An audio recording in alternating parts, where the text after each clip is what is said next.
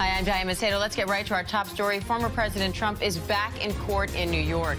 He's attending a hearing over whether to further delay the trial over hush money payments he allegedly made to Stormy Daniels and Karen McDougal ahead of the 2016 election.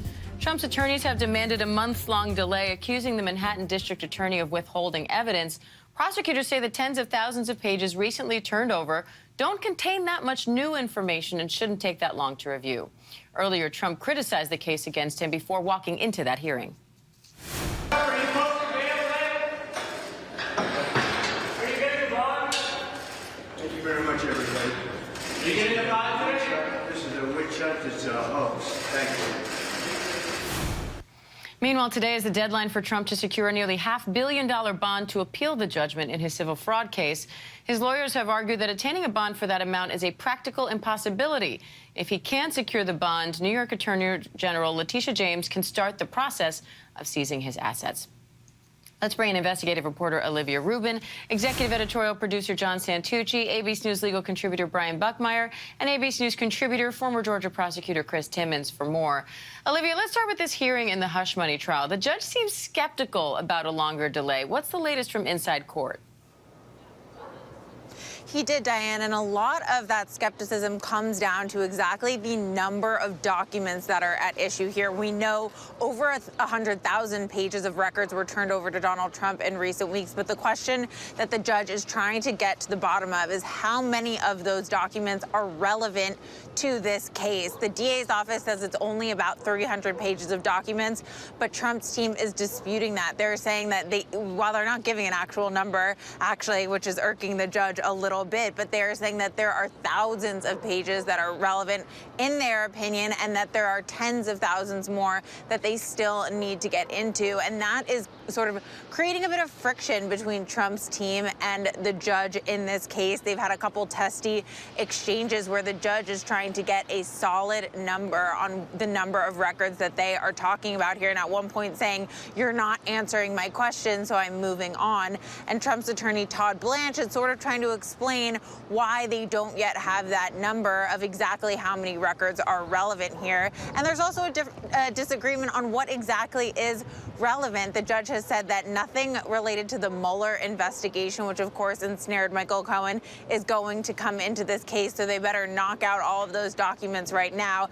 And that really is the key, Diane, is how many records are at issue. The judge said to himself, he said, "I need to know how many records we're talking about here, because that is going to help me determine how much time you need and how much time I'm going to delay the trial by," but really not getting to an answer there, Diane. Chris, Stormy Daniels and Michael Cohen are expected to testify in this hush money trial. How critical is their testimony to the case? I mean, crucial, particularly Michael Cohen. He's the person that made the payments. And so, the question there is how much direction was he taking from Donald Trump while he was making those hush money payments, and more particularly the direction that they were taking with regard to the Trump documents and how they were being recorded. You got to remember that at the heart of this case is two issues. One is that the money being used for campaign purposes, in other words, to keep that information out of the news, so they could keep the former president's prospects alive. But the other piece of it was how they were documenting it with regard to the business records, and that's really the crime there. They're alleging that those business records were improperly recorded, that this money should have been put down as hush money payments and notified that it would affect the campaign. That wasn't done. At least those are the allegations according to New York, Diane. Brian, meanwhile, Trump is up against this deadline to secure a bond in the civil fraud judgment. He's claimed he has almost $500 million in cash, but that he wanted to use it for his campaign. So how does that work legally? How can his lawyer argue in court that it's impossible for him to pay this bond if he's saying on social media that he has the cash?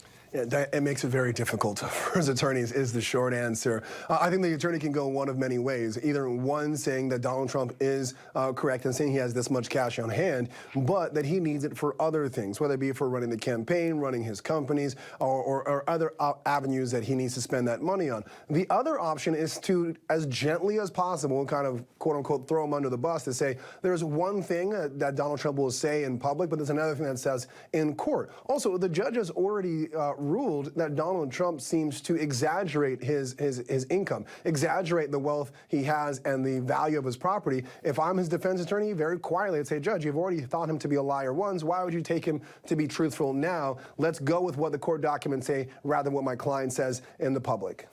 John, meanwhile, Trump's social media company just completed this merger that could net the former president $3 billion. Yep. So why can't he use that money to secure this bond? So basically what happened is that late on Friday, there was a public company and Trump's social media company that joined forces and merged to become now a new public company. It's going to trade eventually on the NASDAQ under the symbol, if you can't make things up, DJT for his initials.